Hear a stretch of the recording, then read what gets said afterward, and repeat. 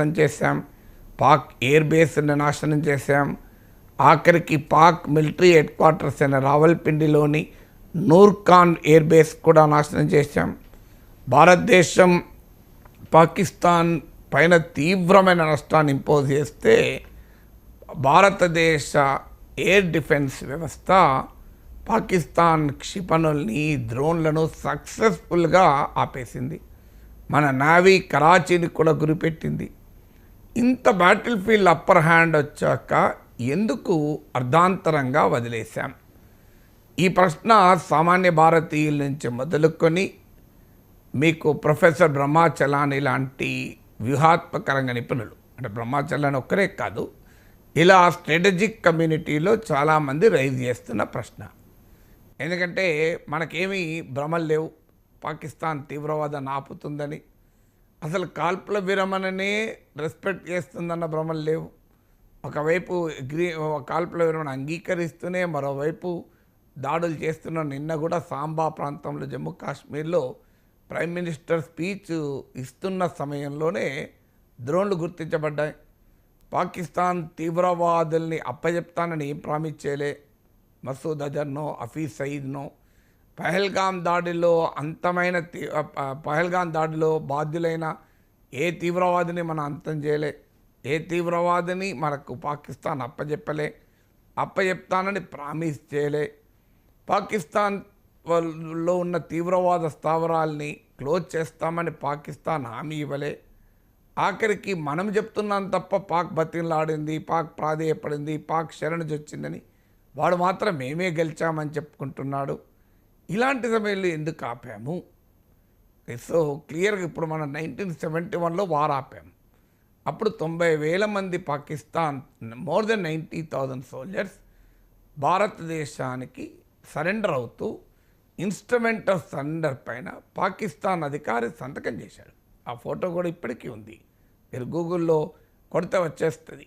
Pakistan army surrendering to Indian forces in 1971 అని కొడుతొస్తుంది. చాలా popular photo. నిన్న మొన్నటి దాకా మన ఆర్మీ చీఫ్ కూర్చున్న ప్లేస్లో వెనకాల ఉండేది. ఈ మధ్యనే దాన్ని ఎందుకో తొలగించి వేరే ఫోటో పెట్టారు. సో ఇంత క్లియర్ సరెండర్ 1971లో మనం వెనక్కి తగ్గామంటే పాకిస్తాన్ సరెండర్ అయినాక వెనక్కి తగ్గాం. ఇప్పుడు ఎందుకు వెనక్కి తగ్గాం? మనకు బ్యాటిల్ ఫీల్డ్లో వచ్చింది. ఈ ప్రశ్నలు కోట్లాది మంది భారతీయుల్ని వేధిస్తున్న ప్రశ్న. ఈ ప్రశ్నల వల్ల సోషల్ మీడియాలో ఈ ప్రశ్న నరేంద్ర మోడీని అడిగే ధైర్యం లేక పెద్ద ఎత్తున రైట్ వింగ్ ట్రోల్స్ ఆర్మీ అడుగుతున్నది కూడా వేరే వాళ్ళేం కాదు. ఈ ప్రశ్నలు అడుగుతున్నది మోడీని అభిమానించే జనం, భారతీయ జనతా పార్టీని అభిమానించే పరివారమే అడుగుతున్నారు, వేరే వాళ్ళు అడుగుతలేరు. ఇది సో అడుగుతున్నది ఏంటి? మరి ఇంత మంచి అవకాశాన్ని ఎందుకు వదులుకున్నాం? ఎంతకాలం ఇలా? పాకిస్తాన్ సంగతి తేలుస్తామన్నాం కదా, పాక్ ఆక్రమిత కశ్మీర్ను మనం స్వాధీనం చేసుకుందాం అనుకున్నాం కదా, పాక్ ఆర్మీని కోలుకోలేని దెబ్బతీద్దాం అనుకున్నాం కదా, అసీం మునీర్ కూడా పక్కకు జరగలేదు కదా, మరి వాట్ డిడ్ వి అచీవ్? ఏం సాధించాం అనే తీవ్రమైన ప్రశ్నలు సోషల్ మీడియాలో వస్తున్నాయి. ఇది ఏ దశకు దారి తీస్తుందంటే ఎవరిపైన కోపం వ్యక్తం చేయాలో అర్థం కాక ఈ కాల్పుల విరమణ నిర్ణయాన్ని భారత ప్రభుత్వం తరఫున ప్రకటించిన ఫారిన్ సెక్రటరీ విక్రమ్ మిస్త్రీ పైన మామూలుగా ట్రోలింగ్ లేదు. ఆయన భరించలేక ఆయన ఎక్స్ అకౌంట్ ఆపేశాడు.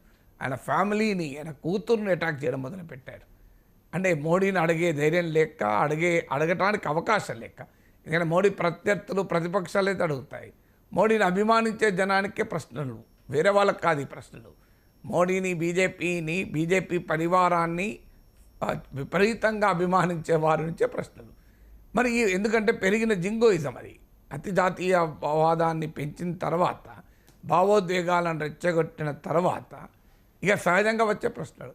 ఈ ప్రశ్నలకు ఆన్సరు ఎక్కడా దొరకడం లేదు. దొరకనప్పుడు మనకు నాలాంటి వాడు సంతృప్తి చెందేది ఏంటంటే ఇది ఒక స్ట్రాటజిక్ నిర్ణయం.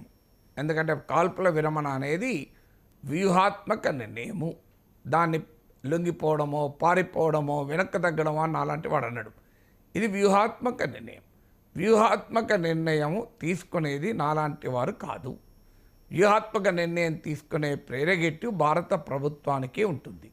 ఎందుకంటే అన్ని రకాల సమాచారాలు, లాభ నష్టాలను సరిగా అంచనా వేయగలిగే పరిస్థితులు కేవలం గవర్నమెంట్ ఆఫ్ ఇండియాకు ఉంటుంది. అందువల్ల త్రివిధ దళాధిపతులతో చర్చించాక, జాతీయ భద్రతా నిపుణుల్ని కన్సల్ట్ చేశాక, in its own wisdom government of India has taken a decision. అది ఆ డెసిషన్ కరెక్ట్ అని నేను నమ్ముతాను భారతీయునిగా.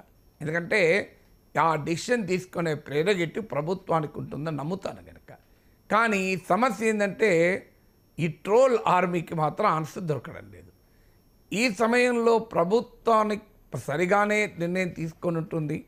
దానికి జెన్యూన్ స్ట్రాటజిక్ రీజన్స్ ఉండొచ్చు, వ్యూహాత్మక కారణాలు అని సంతృప్తి చెందే వారికి ట్రంప్ వ్యాఖ్యలు ఒక పెద్ద సమస్యగా మారాయి. ట్రంప్ పోనీ వ్యాఖ్యానించాడు, దానిపైన ప్రధానమంత్రి ఎందుకు రెస్పాండ్ కాలే? ఎందుకు ఒక్క మాట ఇది తప్పనలే? ట్రంప్ను పేరు పెట్టి తప్పనాల్సిన అవసరం లేదు, డిప్లొమసీ ఉంటుంది. ఎందుకంటే మనకు తెలిసిన మేరకైతే అమెరికా నాయకులైన vice president JD Vance, America foreign secretary Mark Rubio మన ప్రధానమంత్రితో పలుసార్లు మాట్లాడారు ఈ క్రైసిస్ పీరియడ్లో. America foreign secretary Mark Rubio మన విదేశాంగ మంత్రితో మాట్లాడాడు, మన నేషనల్ సెక్యూరిటీ అడ్వైజర్తో మాట్లాడాడు. ట్రంప్ ఏమంటున్నాడు, నేను బెదిరించిన ట్రేడ్ జరపనని. దాంతో రెండు దేశాలు అగ్రీ అయ్యాయి అంటున్నాడు. మరి దీనికి ఆన్సర్ ఎవరు ఇవ్వాలి? ఎందుకంటే జేడీ వ్యాన్స్, మార్క్ రుబియో మాట్లాడింది ప్రైమ్ మినిస్టర్తో, జేడీ వ్యాన్స్ మాట్లాడింది కేవలం ప్రైమ్ మినిస్టర్తో. ఈవెన్ ఫారిన్ మినిస్టర్తో కూడా మాట్లాడాడు ఆయన. ఫారిన్ మినిస్టర్తో వాళ్ళ ఫారిన్ మినిస్టర్ మాట్లాడాడు. మరి హూ నోస్ ఏం జరిగిందనేది జేడీ వ్యాన్స్ తెలియాలి, నరేంద్ర మోడీకి తెలియాలి. జేడీ వ్యాన్స్ తరఫున ట్రంప్ అంటున్నాడు, నేను ట్రేడ్ జరపనని బెదిరిస్తే వెంటనే అంగీకరించారు అని ట్రంప్ అంటున్నాడు. చెప్పాల్సింది ఎవరిగా? కేవలం నరేంద్ర మోడీయే. నరేంద్ర మోడీ మౌనం వహిస్తున్నారు. ఇది అనేక అనుమానాలు దారితీస్తుంది. అయితే నరేంద్ర మోడీ ఏం చెప్పాలి? సార్, ట్రంప్ ఈజ్ రాంగ్ అని అంటాడా ఈ టైంలో? ఎందుకంటే అమెరికా అవసరం మనకు ఉంటుంది ఈ టైంలో. నేను అలా అనుమానం కూడా అంటలేను. There is a diplomatic language. So దాన్ని డిప్లొమాటిక్ భాషలోనైనా ఆ అంశాన్ని ప్రస్తావించి భారతదేశం ఈ నిర్ణయాన్ని తన దేశ ప్రయోజనాల కోసం, తన దేశ హితం కోసమే తీసుకున్నాము. ఇందులో విదేశాల ఒత్తిడితో ఇండియా తన foreign policy decisions, strategic policy decisions తీసుకోదు. ఇది ఏదో ఒక రూపంలో ఎందుకు చెప్పలేదు ఎవరికి అర్థం కాని అంశం. కానీ భారత ప్రభుత్వ వర్గాలు మీడియాకు లీక్లు ఇచ్చాయి. That is not the way to answer. America ప్రభుత్వ వర్గాలు లీక్లు ఇవ్వలే, ట్రంప్ మాట్లాడాడు. ట్రంప్ మాటల్ని ప్రభుత్వ వర్గాల మీడియా లీకులతో కౌంటర్ చేయగలమా? ట్రంప్ మాటల్ని భారత ప్రభుత్వం అధికారికంగా ఏదో ఒక రూపంలో అది నిజం కాదు అని భారత ప్రజలకు చెప్పాలా వద్దా? There is a method, diplomatic language. Trump లాగా మనం ఎక్సెంట్రిక్గా మాట్లాడలేకపోవచ్చు. ట్రంప్ యాజ్ ఎ లగ్జరీ, అగ్రరాజ్యంగా అమెరికా అధ్యక్షుడిగా ట్రంప్కి ఆ లగ్జరీ ఉంటుంది. ఇండియన్ ప్రైమ్ మినిస్టర్కి ఆ లగ్జరీ లేకపోవచ్చు. I can understand. ఎందుకంటే అమెరికా అగ్రరాజ్య ఆధిపత్యం వల్ల వాడు ఏదైనా మాట్లాడతాడు. సో మనం కాస్త ఆచితూచి మాట్లాడాలి, జాగ్రత్తగా మాట్లాడాలి. కానీ ఆ జాగ్రత్తగా మాట్లాడడం కూడా లేదు, అది పాయింట్. ఎక్కడ ఏదో ఒక రూపంలో ట్రంప్ వ్యాఖ్యలు నిజం కాదు అని ఒక ఫర్మ్ అండ్ డిసిసివ్